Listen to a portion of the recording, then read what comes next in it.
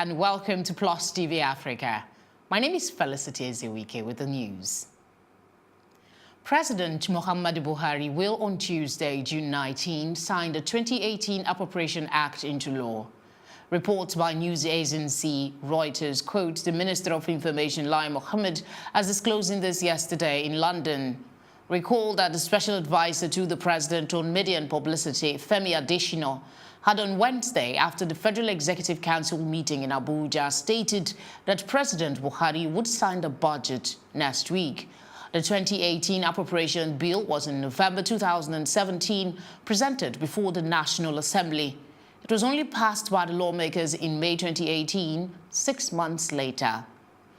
The Nigeria Labour Congress (NLC) has urged Nigerians to intensify prayers for peace and unity as the nation inches closer to the 2019 elections, while calling on the federal government in the spirit of Eid al-Fitr to approve workers' demand for a new minimum wage. NLC President Comrade Ayuba Waba, in a goodwill message, urged every Muslim and all citizens to fully embrace the virtues of Eid al-Fitr. The NLC further expressed the hope that the will of Nigerian voters would triumph in the upcoming election. On its part, the Trade Union Congress (TUC), while urging Nigerians to imbibe the lessons of Ramadan, noted that it goes beyond the spiritual aspect of fasting to include virtues like piety, personal sacrifice, and self-denial, which must be imbibed by all for the good of the country. In a statement signed by its president, Comrade Bala Kaigama, and Secretary General, Comrade Musa Lawal Uzidi, the TUC implored Nigerians to allow the cardinal principles of our various religions reflect in all our dealings, as it remains one definite way to ensure peace and unity in the country. The Federal Road Safety Corps in Ogun State has returned to its rightful owners the sum of 65,000 euros, which comes to about 27 million naira, recovered from the wreckage of a bus that crashed along the Lagos-Ibadan Expressway on Tuesday. The money was presented to the owners on Friday at the Olabisi Onabanjo University Teaching Hospital, where they are receiving treatment by a team of officers led by the Ogun State FRSC Sector Commander, Corps Commander Clement Oladele. In a statement by the state's Corps Public Education Officer, Ruth Commander Florence Ekpa, said the bus was not only overloaded with luggage, but was overspeeding when the accident occurred. 8 persons, according to her, died in the accident, while the others are receiving treatment. Ekpa said the FRSC has commenced legal action against owners of the commercial bus, Iyare Motors, for traffic violations, failure to install a speed limiter, overloading the vehicle with excessive luggage, and failure to provide a passenger manifest. Away from that, Chief James Ibori, who was in 2012 given a 13-year jail term but served only from 2012 to 2016, has filed an appeal to challenge his conviction. According to him, if he had been informed about the corruption intelligence, he would not have pleaded guilty to laundering close to £50 million.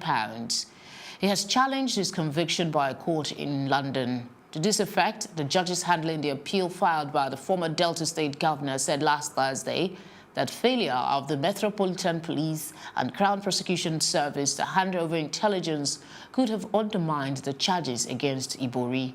Ibori's media aide, Tony Eluamuno, in a statement yesterday, quoted the judges as saying they do not minimize the prosecution's disclosure failures in this case. To the contrary, they take a grave view of them, as recent events have yet again emphasized that disclosure failures can cause great injustice.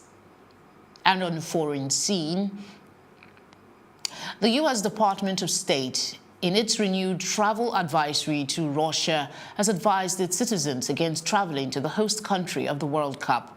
The travel advisory said the advice was due to terrorism and harassment of its citizens. It further states that large-scale international events such as the World Cup present an attractive target for terrorists, and the U.S. citizens were often victims of harassment, mistreatment, and extortion by law enforcement and other officials. Since the reduction of U.S. diplomatic personnel in Russia by the Russian government, the United States has not been able to provide full emergency services for its citizens in Russia. This led to several warnings by the United States government against traveling to the country. Still on the foreign scene, the Ugandan government, through its State House, has released a statement announcing the reordering of 122 resident district commissioners and their 82 deputies. According to the State House, the appointments have been approved by President Yoweri Museveni. Contained in the same statement is the confirmation of 3 officials the president had announced earlier during his State of the Nation address last week. The 3 officials, according to Mr. President, would form the anti-corruption unit in the State House. The Democratic Republic of Congo's parliament has announced it will hold a special session to consider, at the request of President Joseph Kabila, legislation to provide legal protection for former presidents. Lower House Speaker Obin Minaku on Friday said the House will examine a law on the statute of former chiefs of state and a law on the tax to promote industry, amongst others. He, however, did not say when the session would hold. The special session is also expected to select a new Constitutional Court judge to replace Felix Vodoué Tepemako, who was named the president of a separate court this week. The country's constitution already provides for broad immunity from prosecution for former presidents who were designated senators for life. After weeks of violence and over 165 deaths, Nicaragua's government and opposition groups have agreed to a ceasefire.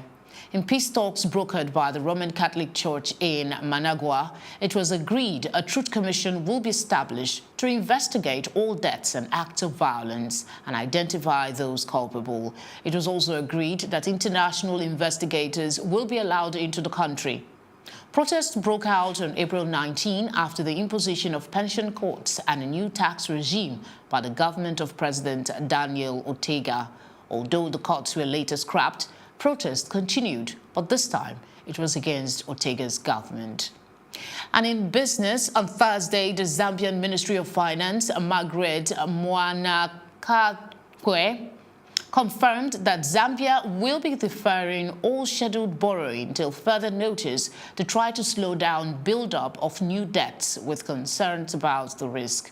At a news conference in the capital, Lusaka, she said the debt sustainability analysis confirmed that the nation needs to undertake measures to reduce debt risk to moderate from the current high-risk level.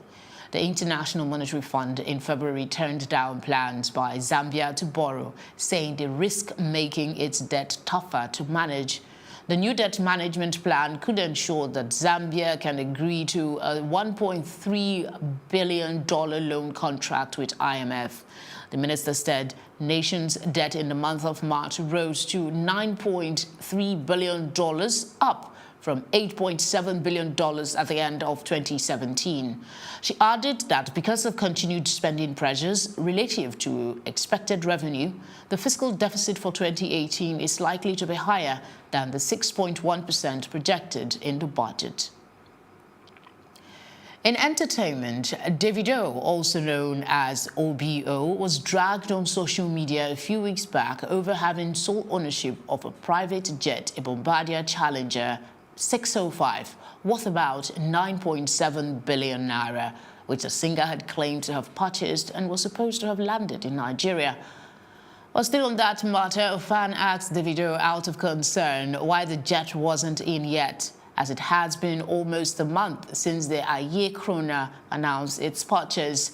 Davido replied in pidgin that he is not trying to convince anyone that he owns it. This came across to many as Davido insinuating he still has his jet, contrary to what the media has reported. And that's it on entertainment. We have Udoka up next with sports.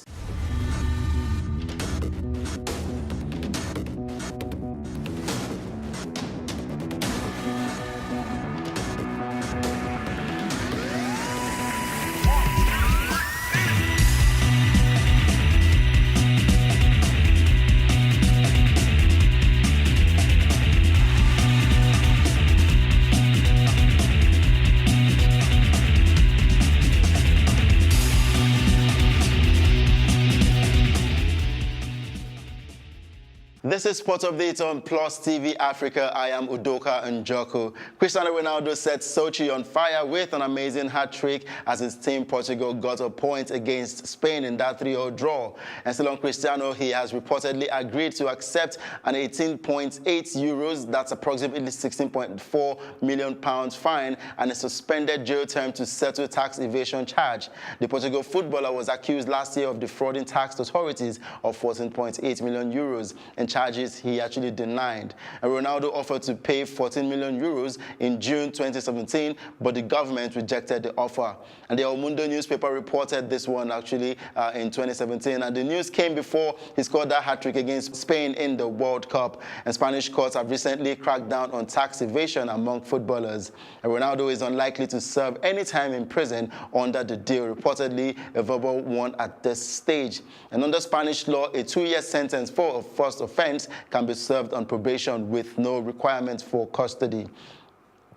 Well, the game between Argentina and Iceland ended in a controversial way. Well, it ended 1-1, and Iceland gave a good account of themselves, and Lionel Messi missed a penalty in that one. And later on, we'll be seeing the game between Denmark and Peru. And by 8 p.m., the game we all Nigerians have been waiting for, the Nigerian Super Eagles against Croatia, wishing the Super Eagles well in that one. And switching over to the game between Australia and France, the VAR helped overturn a decision for the first time in a World Cup after France were awarded a second-half penalty against Australia earlier today. And Antoine Griezmann was brought down just inside the box by Australian defender John Riston early in the second half of the Group C encounter. And referees Andres Cunha at first did not award a spot kick, but after consulting his pitch side monitor, that's the VAR has actually overturned the decision, and Griezmann then stepped up and put France ahead. And going behind steered Australia into a response in the second period, and Aston Villa's Jedinak converted a penalty where Umtiti had senselessly handled another dangerous Mui deliver.